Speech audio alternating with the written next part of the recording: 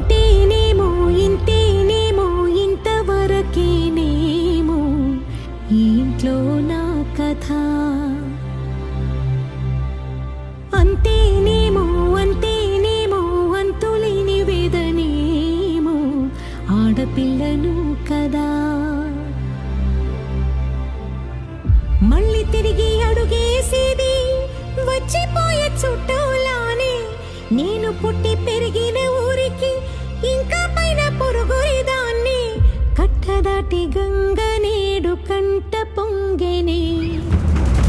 ఎంత ఎంత యాతనో ఎంత గుండె కోతనో ప్రాణమోలే పెంచుకున్న పిచ్చి నాన్నకు దూలమిరిగి భుజముపై పడిన పిడుగు పాటిది ఇంత కన్న నరక